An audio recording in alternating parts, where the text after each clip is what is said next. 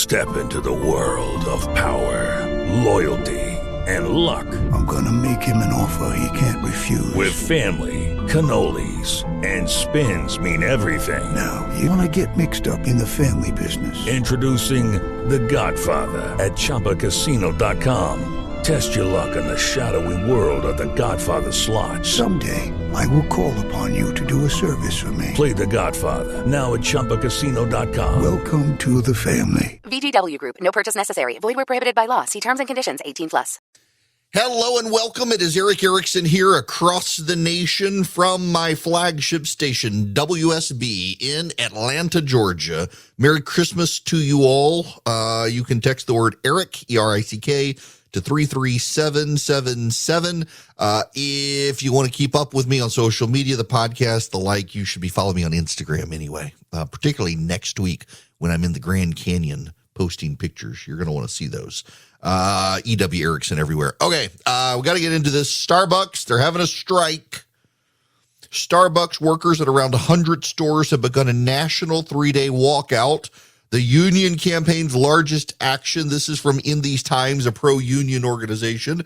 In the latest escalation of their growing union drive, Starbucks workers across the country are staging a 3-day strike beginning today, making it the longest nationally coordinated job action in the company's history. Over 1,000 baristas who are part of Starbucks' union at around 100 stores have decided to stop work. It's the Starbucks Workers Union, which won union elections in 270 locations, covering 7,000 baristas in December of 2021. It's demanding the coffee giant begin negotiating a first contract rather than continue union busting. The National Labor Relations Board has cited the company with over 900 alleged violations of federal labor law. So they are striking. There had been a one-day strike November 17th called the Red Cup Rebellion. And now they're walking out. You know, the greatest thing that could happen for the United States of America is for the Starbucks strike to continue indefinitely. Because then everyone could go find and discover what's called good coffee. Starbucks coffee is trash. Most people go to Starbucks for other things, not for the coffee. But it's telling that the signature product of the place is, it's like trash. Like it's actually an injustice to trash to call Starbucks coffee trash.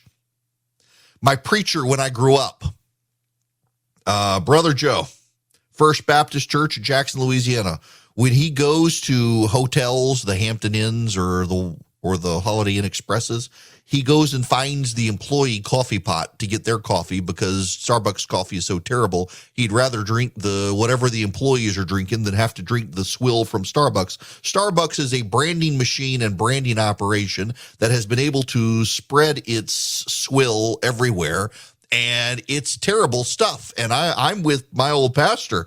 When I go places, I try to seek out the non-Starbucks stuff, preferably the local stuff. There's so much better coffee. If this strike goes on for multiple days, it'll be the greatest thing in America. There are some fantastic coffee roasters all over the place. There are several local fantastic coffee places in Atlanta. My wife has discovered a bean that she likes from a place called Rev Coffee up in around the Smyrna area. I also order coffee from a place called Radio Roasters, not actually because of the name, although I should have like a branded coffee for Radio Roasters. I think they're probably too liberal. They're in Decatur, Georgia, but they're great coffee. My buddy Cameron worked for Starbucks for a while, and he's also a coffee roaster, goes out and seeks beans. He lives over in the Athens area, and one day I told him I would love to have a branded bean that I actually have at my house. The Nicaraguan single source bean at Rev Coffee is what we drink at our house typically. For years, I was a member of something called Mustache Coffee. It is this hipster place in Los Angeles. If they knew who I was, they'd probably cancel my subscription. But every week they'd send us a fresh bag of a brand new roast, light roast bean. I like a light roast, don't really like a dark roast. I'll do medium. Community coffees, what I grew up with, far better than Starbucks. My gosh, you go to Louisiana, you hardly ever find a Starbucks. There's a community coffee place, and the community coffee never tastes like burned swill from Seattle. There are so many good coffee places in Atlanta. There's Thousand Hills, there's Rev, there's Radio Roasters. There are tons of local coffee shops, and you do yourself a disservice by going to Starbucks. You do not know what good coffee is by going to Starbucks. You may think, well, they have my venti maca mocha latte lato with caramel cream syrup, whatever. It doesn't matter. It's not good compared to what you're going to get at an actual local coffee roaster. The larger issue, I have an unabiding hatred of Starbucks. I will drink. You will find me in a Starbucks drinking Starbucks when it's the only available option for me. But it's got to be the only available option for me. I'm just not a fan because I like coffee. I don't like the macchiatos and the lattes and the cappuccinos. I just want coffee. I want coffee. And the Starbucks coffee is the worst on planet Earth. Starbucks coffee is worse than Turkish coffee. At least Turkish coffee and like Saudi and Egyptian coffee, they have some level of like cultural value for them. There's no cultural value to a Starbucks coffee. It's just crap. Served by someone who wears a button telling me their pronouns. I don't need to know your pronouns when I get my coffee. I don't care what your pronouns are. I'm going to tip you anyway. I don't need to know that you're a they, them, a seizure. I'm going to get a seizure from your seizure. Nonetheless, they're on strike. But this is actually a bit of a larger phenomenon. The larger phenomenon is the aggressiveness of union organizations within the United States right now. There's been a resurgence of interest in unions, particularly as young people head into the labor force. We have been without strong unions in this country, and suddenly their popularity is growing. In large part, it's growing because of a very interesting phenomenon, and I'm actually fascinated by it. As more and more companies are bought by private equity companies that essentially use these companies, they carve them up, wring out debt from them, and then oftentimes close up shop once they've gotten all the value out of them. What we are seeing in the country is a separation of values from capital. Socialists for years have argued that within socialism, people are taken care of because there is a value of humanity in socialism. What you find with socialists, however, is they love humanity collectively. They hate them individually. What you find with conservatives, what you find with most capitalists is they love individuals. They don't like humanity. And I'm kind of on that side. We're all sinners in a fallen world. You get us all together, guess what? It's a giant pool of sinners. Individually, we have good characteristics, and I love my neighbor. My neighbors, The problem is that capitalism itself has now, in large part with the rise of hedge funds and private equity firms and the like, they have broken out from a capitalism that has a moral center into a capitalism that is amoral. Capitalism tends to function because you provide a good or service. People want your good or service, so they give you money for your good or service. And profit is the byproduct. You do a business well, you sell a product people like, and then profit becomes, it's not the thing that's generated, it is the byproduct of the good or service generated. With a lot of the major private equity groups, hedge funds and the like, they actually want profit to be the product sold. And as profit is the product sold, they have cut out all the people and all the morals, all the values, all the caring, all the feeling, all the taking care of other people. They don't care about you, they care about the profit. If they care about the product, they generate a good product. It's one of the things that, frankly, has set Apple apart from so many others for so long, is this ethos that Steve Jobs wove into the company over time, that they're there not to make money. They're there to make an actual product that is pleasing to other people. And by doing so, they will make money. as we've seen the rise of businesses that are in it not for the product, the good, the service, but for the profit, we've seen a degrading of the employee relationship with the employer. As we've seen a degrading of the employee relationship with the employer, we've seen a new fondness for unionism in the country. And these large companies are in part doing it to themselves. So though I do not like unions, I'm sympathetic to the drive for unions, as some of these major corporations out there have divested themselves from the care of their employees. Like, for example, Walmart is a good example of this. Walmart was one of the chief organizers and lobbyists for Obamacare, because Walmart knew it could offload the care of its employees to the taxpayers if Obamacare passed, and it's what they did. Starbucks, in the same way, really doesn't care a whole lot about its employees. And so you've seen them go on strike. If I could go on strike from Starbucks, it would be for crap coffee, not for low wage. It would be for crap coffee and weirdo baristas who have too many piercings. You should not have that much metal in your face. I'm sorry. You're going to start channeling me out of your mouth because you're going to have so much metal in your face you've turned into a giant AM antenna receiver. Nonetheless, I digress. Here's the problem. We go full circle on this stuff. We actually legitimately go full circle. And I think we are in the rise of unions again in the private sector. And what's going to happen over time is they're going to cause a number of companies out there to become sclerotic. They're going to have their costs go up. They're not going to be able to perform. And we will see them get picked off by competitors who are union free. Unions tend to drive up costs. And we will see a breakaway from this. And in breaking away from this, we will see new free market competitors, and David will slay Goliath yet again. There's one caveat to all of this that it bears watching, and that is, in the future, do these companies, as they rise in union, if they bring in a resurgence of even some Republicans, like J.D. Vance is a pro-union guy. If we see that, we may start seeing Congress give them protections, and it'll be harder for David to slay Goliath. Before I get out of here, a listener,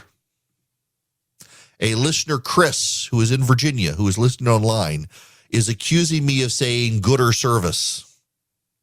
I did. But he misunderstood my Southernism. I didn't say good or service for better service. I said good or service. Companies produce a product, a good, or a service.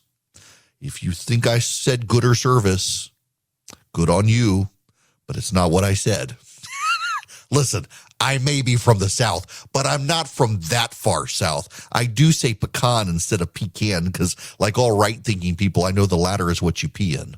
A friend of mine and I were discussing Boll and Branch sheets the other night when he was sitting on the front porch with me, and he didn't believe that they got softer and softer every time you washed them. His wife was not convinced at all. She figured it was all marketing hype. Now she wants Boll and Branch sheets for all of their beds at home. Why? Because they really do get softer every time you wash them. They're free of toxins, pesticides, harsh chemicals at every step of the process. They're the finest 100% organic cotton on earth. They're made by artisans who earn the pay and the respect they deserve. And right now, you can bring home a better night's sleep this holiday season with Boll and Branch bedding. Their signature sheets even come wrapped and ready in a beautiful holiday gift box. It's going to look good. It's going to feel great. For a limited time, get 20% off your first set of sheets and free shipping when you use promo code ERIC at bollandbranch.com. That's Boll and Branch, BOLLAND branch.com. Promo code is ERIC, ERICK at bollandbranch.com.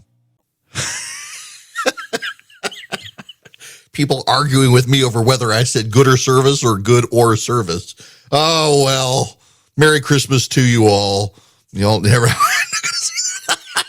Okay. Phone number 877-973-7425. Real quick. There is a terrorist situation in Atlanta I want to bring you up to speed on, and good for the governor here for taking this seriously and the GBI. So there is a facility being built in DeKalb County, Georgia.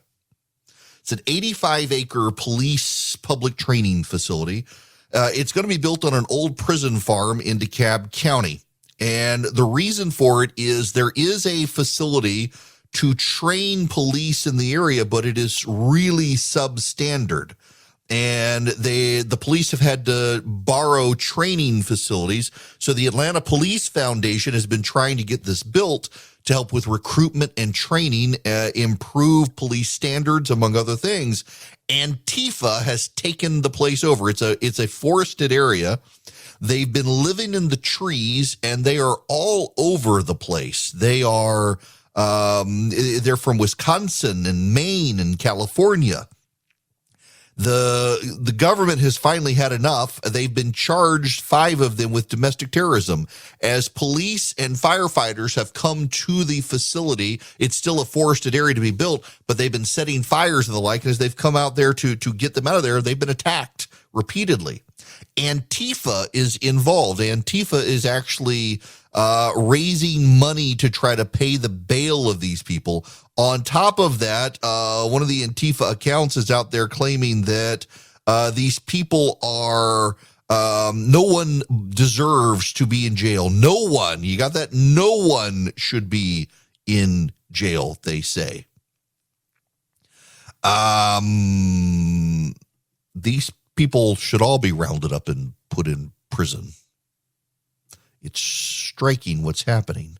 This is from CNN now, which it's gotten his attention. On Tuesday, several police agencies entered the site as part of a joint operation to remove barricades that were blocking some of the entrances to the facility. Yesterday, several people threw rocks at police cars and attacked EMTs outside the neighboring fire stations with rocks and bottles. Task force members used various tactics to arrest individuals who were occupying makeshift tree houses. The Bureau said police cleared the area of makeshift tree houses and found explosive devices, gasoline, and road flares.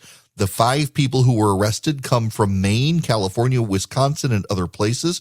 They've been booked in the DeKalb County Jail. A public information officer for the Atlanta Police Department said the agency did not have information to add. The investigation is ongoing. Once it's complete, police will work with the state attorney general and the DeKalb County district attorney and the Georgia Bureau of Investigation. The location had previously been the site of a series of incidents, including carjackings, destruction of property, arson, attacks against public safety officials. On Saturday, police said people threw objects at firefighters who were responding to a dumpster fire. These people need to be put under the jail. The plan is to build this police training facility. It's been met with fierce resistance, with demonstrations against police brutality and racial injustice. The bitter irony here is that this place would actually make police training better and more thorough and more competent. And seriously, they're trying to block it. Now, of course, they're claiming environmental concerns by deforestation. Oh, build this thing. Move heaven and earth to get it built. Stand up to these people. We've got to, these Antifa types, we got to crack down on them. They're just festering crime anyway. And then for them to cry and say, no one deserves to go to jail ever. Yeah, someone who murdered someone deserves to go to jail until we execute them. These are lawless people, have no respect for authority, no respect for law and order. That they believe in anarchy. They wish to overthrow the government. They despise free markets and capitalism. They have no respect, no conscience. It is time to be tough with them. Good for the governor, the police, law enforcement, the attorney general in the state, and the rest for cracking down on these people, getting rid of them, and cleaning this place up and building the facility that will give police better training. That's what we need. What you need is Omaha Steaks, and you can save site-wide 50% off right now and get an additional $40 off the final price by putting Eric in at checkout, minimum order supply. It's omahasteaks.com. If you're struggling what to get, I got some recommendations for you. You can get a great pot roast from them. It's actually cooked. You just heat it up. It's delicious. They do these main courses. They also have caramel custard cups that are delicious and chocolate mousse. The New York strips are pretty impressive, as are the bacon wrap fillets. I love them too. We get Omaha steaks at our house. My wife actually got a box of the caramel apple tartlets the other day. They're individually wrapped. She can just put one in the oven whenever she wants, like a little piece of apple pie without having to make a whole apple pie because the rest of us in the family don't eat it. It's perfect. You can get $40 off your final order at omahasteaks.com by putting Eric in as your promo code at checkout. They're having site-wide 50% off right now as well. If you need a turkey, you need a ham, you need gifts for Christmas for people who love to grill out, omahasteaks.com. You put Eric, E-R-I-C-K, in at checkout for an extra $40 off at omahasteaks.com. You'll make somebody happy for Christmas. Hello there. It is Eric Erickson. Today's your day. You want to get me on the phones? We're pretty wide open on the phones today because after today, I'm going to step away for a few days. So the phone number is 877-973-7425. Xavier, you're going to be up next. Welcome to the program. Hey, how you doing today, Eric? Good. How are you? Good. So I had a question relating to the recent bill that they passed in Congress relating to gay marriage. So they started making the law and wanted to codify it because they were worried about that opinion that came out from the Roe v. Wade overturning, where I think it was Justice Thomas was talking about how that leaves the door open for the gay marriage precedent to be overturned. Wouldn't them making a federal law kind of expedite the process for a case reaching the Supreme Court? So it's almost like a self-fulfilling prophecy, like they were so worried about it being overturned. But now if the issue arises, it would be a state suing the federal government, which would make it go fast track straight to the Supreme Court. Constitutionally, I think the argument is Congress has the power to define in the code what the federal government will recognize as marriage. And it was actually, so let me back up and give the history here. And Xavier, thanks for the phone call. There is an idea in constitutional law that Justice Thomas agrees with. It is called substantive due process. Substantive due process essentially allows courts to establish and protect rights from government interference, even though due process is supposed to involve procedural rights. Essentially, courts extrapolated in the 1930s that there was something in which they called substantive due process, that they read through the 14th Amendment, whether or not there were additional rights that needed to be protected related to life, liberty, and property. Justice Thomas believes this is a judicially created concept, and he vehemently disagrees with the idea of substantive due process. Justice Oliver Wendell Holmes, in fact, was one of the loudest critics of substantive due process. I have not yet adequately expressed the more than anxiety that I feel at the ever-increasing scope given to the 14th Amendment in cutting down what I believe to be the constitutional rights of the states. As the decisions now stand, I see hardly any limit but the sky to the invalidating of those rights if they happen to strike a majority of the court as for any reason undesirable. I cannot believe that the amendment was intended to give us carte blanche to embody our economic or moral beliefs in its prohibitions. Yet I can think of no narrower reason than seems to me to justify the present and the earlier decisions to which I've referred.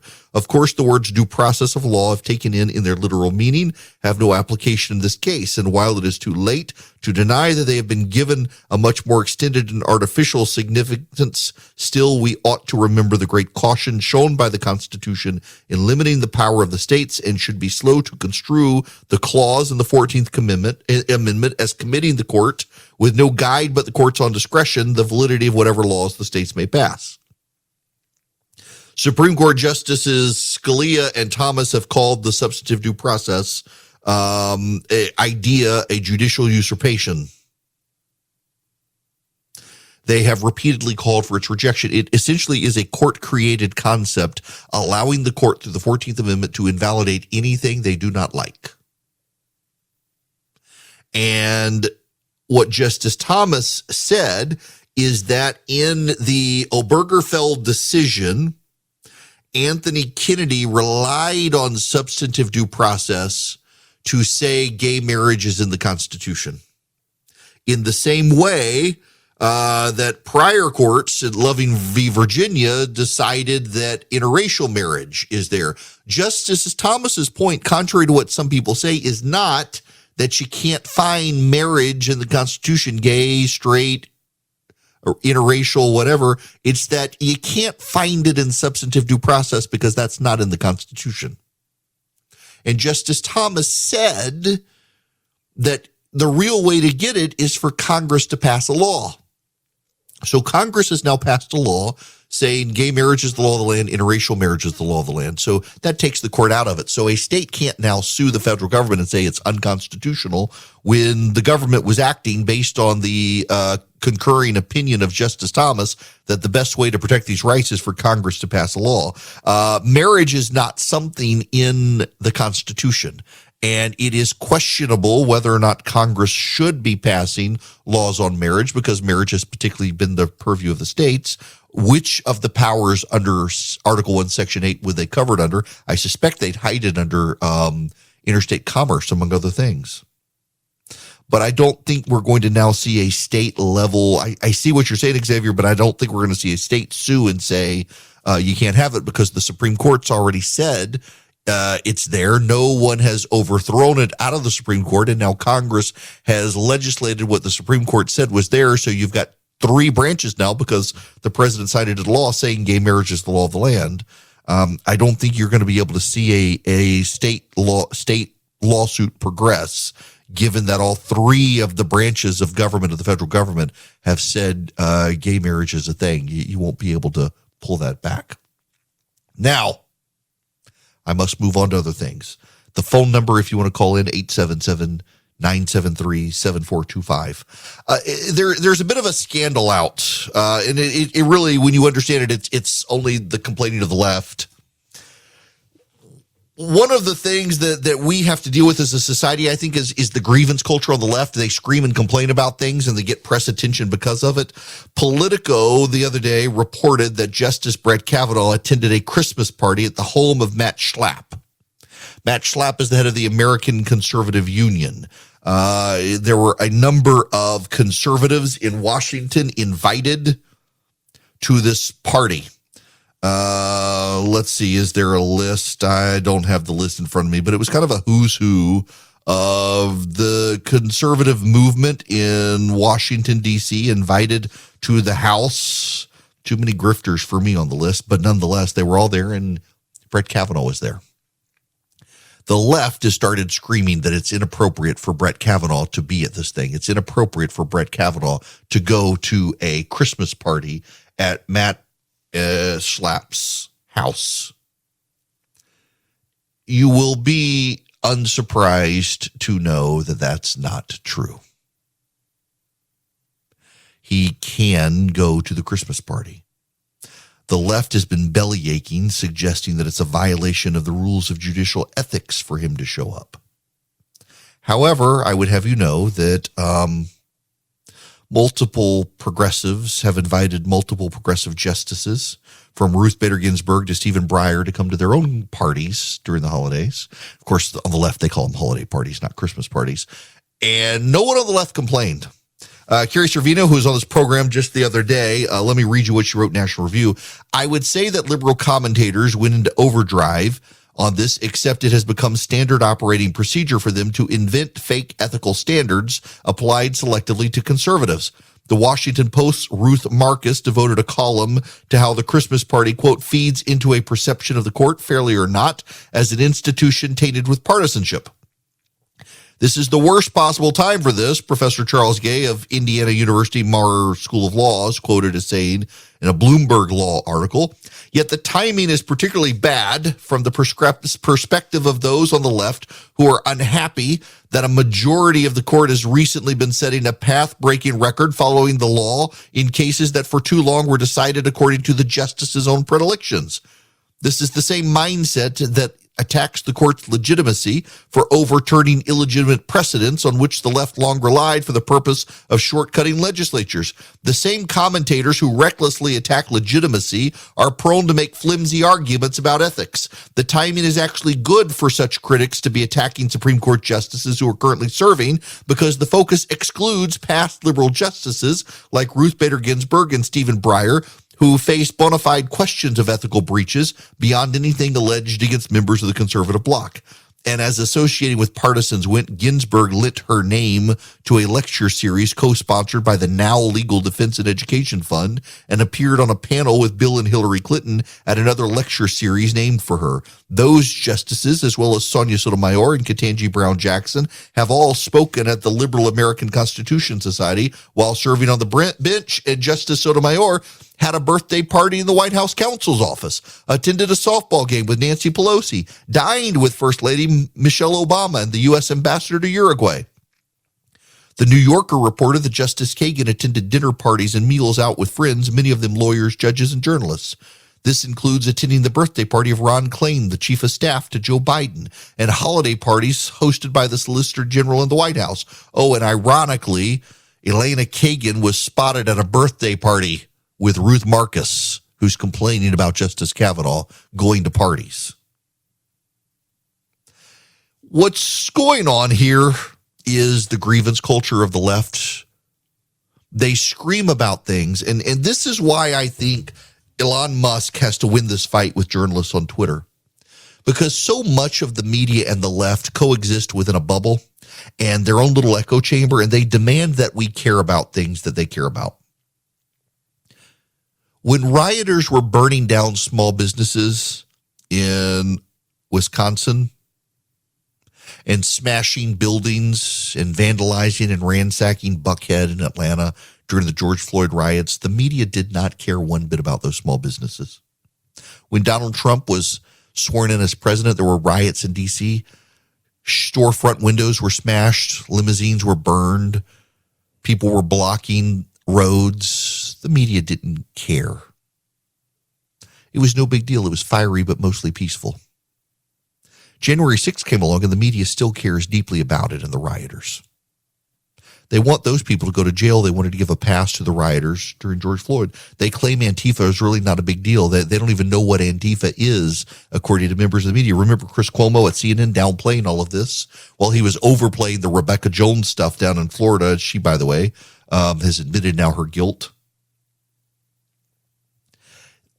They find things to care about, and you must care about them. You will be made to care about them. They will scream and bellyache, and they will complain, and they will generate news story after news story after news story, and it's all about them and their ideas and the things they care about and the travesties of justice they see. They'll make up things for you to care about, like Bret Kavanaugh going to a Christmas party. This is all about the media industrial complex moving heaven and earth to kill his nomination, and they failed, and now they're bitter and mad and will hound him for the rest of his life. Between that and Roe v. Wade, they've come for Bret Kavanaugh. They will do this to all the Supreme Court justices. They do not care one whit about a would-be assassin of Bret Kavanaugh. They do not care about that story at all. They do not care about James Revenge firebombing pregnancy centers around the country affiliated with churches. They don't care about any of that stuff. They ignore it all. They manufacture grievance and demand we care about it. They scream, they bellyache, they complain, they run news stories on their manufactured grievances and expect you to care about it. The only way to beat them is to not play their game. Don't care.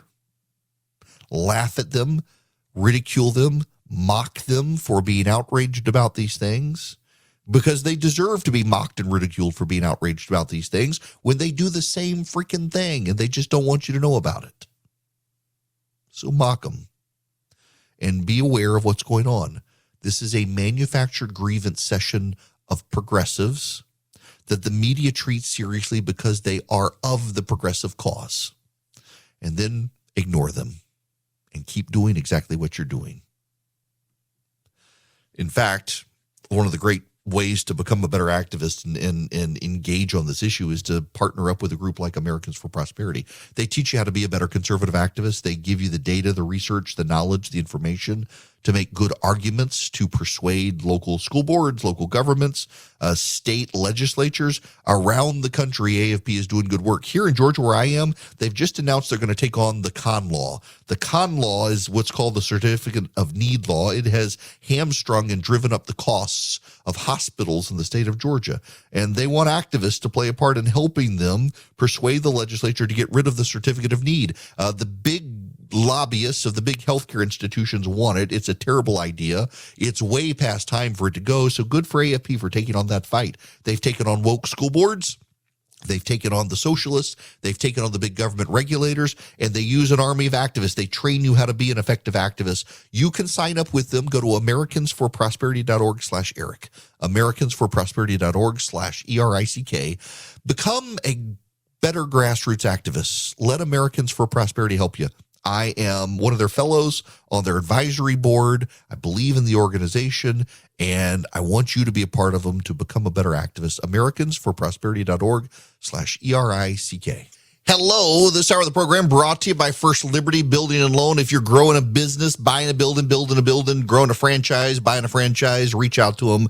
$750,000 deals and higher. They're good people. I've known the Frost family for years. FirstLibertyGA.com. I want to go to the phones. Christopher, you're going to be up next. Welcome. Hey, Eric, how you doing? So glad to be able to. Fantastic. It's better than I deserve. I haven't called in a while, but I'm so glad you were able to pick up. And I just had a question. I'm trying to be real quick. I had a question in regards to this current case that's going on with the rapper Gunna.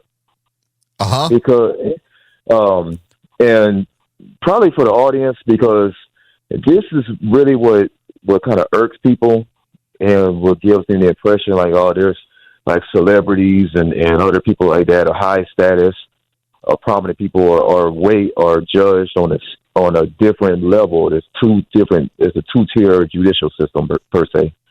And so this is the first time I've ever heard of a plea deal that he received, and now he's, instead of facing racketeering charges and being in jail for however many years, he's going to get off, in a sense, he's going to get off easy. So a lot of people would like clarification on that. Yeah, okay. Yeah, let me help you with this. And let me back people up on this one so they know what this is talking about. So there are rappers, Gunna and Young Thug. They were members of a group called YSL, Young Slime Life. They claim was an artistic group, and the government claims is actually a criminal street gang. So what they've done is they've used a law called RICO. RICO stands for the Racketeering Influence and Corrupt Organizations Act, and it's a federal law that many states have adopted, including Georgia. There's a civil component, there's a criminal component. Let me explain this one to you. What happens is you've got a group of people. They're all engaged in completely different crimes. One murdered someone. One stole something. One forged checks. What RICO does is allows these individual crimes to be treated as one all-encompassing criminal conspiracy. They use it to go after organized crime, and now they use it to go after gangs. So you can take someone who committed a very minor crime and say it was done for purposes of affecting this overall criminal conspiracy, and you can draw them into the whole criminal conspiracy. So prosecutors, federal prosecutors and state prosecutors have gone after this gang, YSL. The rappers claimed that it was actually, they were part of an artistic enterprise and they were doing songs promoting the crimes of this group. But the prosecutors say this was all tied together as part of an overall criminal enterprise. So they've been found guilty. The guy was sentenced to a year in prison, 5 years total probation. He was let out on time served, will be under parole, not be able to own a gun, and might have to testify in court, though he says he's not. I want to carry this over into the next hour because there are some weird details when we come back. Step into the world of power, loyalty, and luck. I'm gonna make him an offer he can't refuse. With family, cannolis, and spins mean everything. Now, you wanna get mixed up in the family business. Introducing The Godfather at ChumbaCasino.com. Test your luck in the shadowy world of The Godfather slot. Someday, I will call upon you to do a service for me. Play The Godfather now at ChumbaCasino.com. Welcome to the family. VGW Group. No purchase necessary. Void where prohibited by law. See terms and conditions. 18+.